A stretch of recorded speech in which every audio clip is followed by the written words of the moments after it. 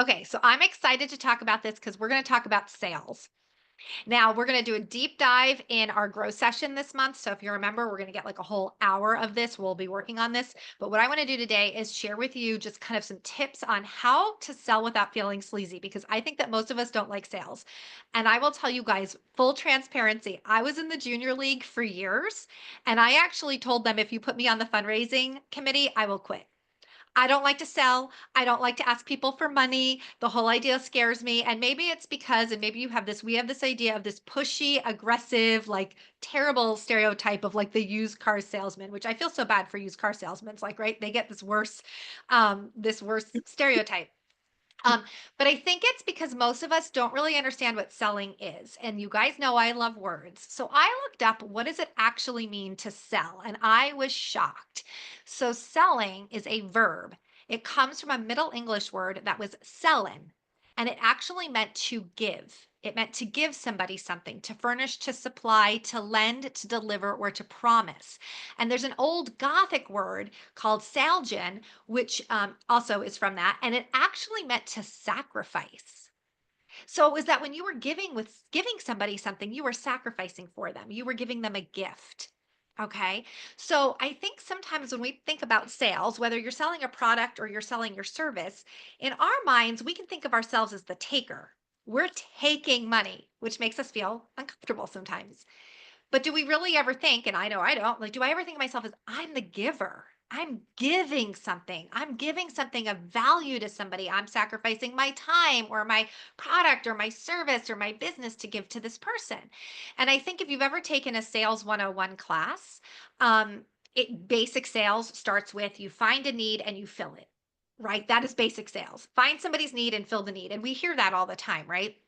Um, but do we see ourselves as somebody who is providing a gift or a service that is so valuable, it's worth their money? So I'm going to give you some quick exercises, and we're not going to do it today because we don't want to cut into our networking time, but I'm going to encourage you to do this on your own. Is I want you to write down what it is that you sell. So whether it's a product or your service, and how has it helped you? Most of us get into whatever it is that we're selling because it was something that we used first and it helped us. Now, not always, but some way. So if that doesn't apply to you, then I want you to think of somebody that you do know who it's helped, and I want you to write down how it's helped them. And then I want you to write down what would happen if that person didn't experience your product or service. What would they be missing out on? What would be lacking in their life? What would be they losing? And I'm going to give you some examples. So in my first business that I started 27 years ago, it was a skincare and cosmetic company. I still have the business. And the way I came into that business was I used the product. I had been seeing a doctor every month that was costing hundreds of dollars, and this product cleared my skin up. So I got excited to share it, right? Because I saw a benefit of it. And sorry, I'm letting people in as we're talking. Hold on, let me Tracy's here. And so I feel like, well, the reason I use this product is it follows European Union standards. It's cheaper than what they can buy in a store. It comes with a money back guarantee. So these are the reasons why I feel good about sharing that product. In Hey Girl You Can, in our membership, right? So somebody could join any membership, right? There's lots of memberships out there, but what aren't they going to get? Well, they're not going to get me, right? I have 27 years of business experience. I've invested tens of thousands of dollars training around the country and getting certifications. They're not going to get you. They're not going to get all of you incredible women and the support and the community and the vibe that you bring. And they'll probably pay openly more someplace else for what we have here, right? So are you really sold that this is a product of value that it is worth getting? Now, Allison and I saw each other in person, so she's going to know what comes next. I'm going to teach you really quick a 4-word acronym that when we think of sales is one is that we serve, we don't sell. So we need to shift our mindset that we're not pushing a product, we're not pushing a service, we are serving a person. We're offering something that has so much value, it's worth money. Okay. The E is we really need to emphasize and listen. Empathize, and listen. We're really quick to tell somebody why they need something, but did we really take the time to truly understand what they need? Did we ask more questions? Did we listen actively? Are we really understanding what is their pain? What is their desire? And then saying, can I really serve this person? You know, not everybody is meant to be our client. Not everybody is meant to use our service, right? If somebody wants a lot of one-on-one high ticket coaching, that's not going to be, hey girl, you can, right? If somebody only wants live events, that's not going to be, hey girl, you can. So we need to be really clear and just make sure that you're going to mute that. We need to make really clear, is the product that I'm offering or the service I'm offering even right for that person? The L is we want to lead with value. We want to share, what are the benefits? How can this change a person? How are they going to benefit from it?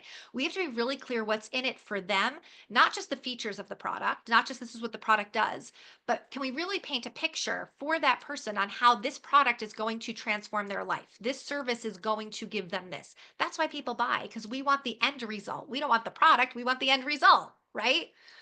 So it's like, I don't want a retinol. I want no wrinkles, right? So if you're just telling me all about wrinkles, I don't care. I just want no wrinkles. Tell me how to get rid of these forehead wrinkles. That's what I want, right? I don't care about what the ingredients are in your shake. I just want to know if it's going to take my joint pain away.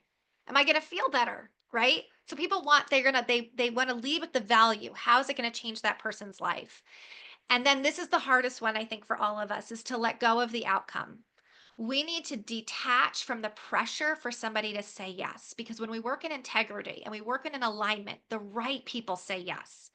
And when they don't say yes, guys, that's a win too, because we don't want to waste our time with the wrong people. We don't want to waste our time with the people who aren't going to value what we're doing, value our products, value our services, if they're not going to get a benefit from it because we didn't empathize and listen and we tried to sell somebody on something that wasn't really what they were looking for. Not only does that not serve them, it doesn't serve us, and it's certainly not going to lead to them referring you and becoming a raving fan, right? So when we sell, first, we have to remember that to sell is to give. That is what the word is. It is not whatever word we made up in our head. And so we're going to serve, we're going to emphasize and listen.